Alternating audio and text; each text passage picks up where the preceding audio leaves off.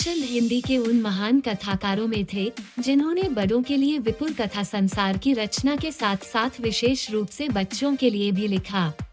उस समय एक और स्वतंत्रता संग्राम अपने पूरे जोरों पर था और देश के बच्चे बच्चे में राष्ट्रीयता के भाव जगाए जा रहे थे। दूसरी ओर अंग्रेजी भाषा और अंग्रेजी संस्कृति का इतना प्रभाव फैल गया था कि भारतीय समझा अजीब स्थिति में फंसा हुआ था। एक और स्वदेशी की भावना, हमारे नैतिक मूल्यों और परंपरा से चली आ रही सभ्यता और संस्कृति की रक्षा का प्रश्न था, तो दूसरी तरफ विश्व में हो रही विज्ञान की प्रगति और नई नई खोजों के प्रति भारतीयों में जागृति आ रही थी।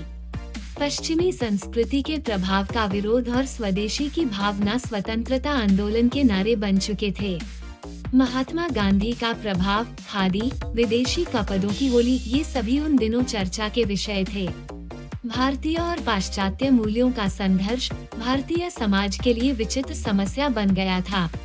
बच्चों के लिए जो पत्रिकाएं प्रकाशित हो रही थीं, जैसे बाल सखा, वानर आदि, वे सभी बीच का रास्ता निकालकर बच्चों को ऐसी रचनाएं पढ़ने को दे रही थीं, जो बच्चों के बुनियादी मूल्यों की रक्षा करते हुए उन्हें अपने समय के प्रति जागरूक और जानकार भी बना रही थी।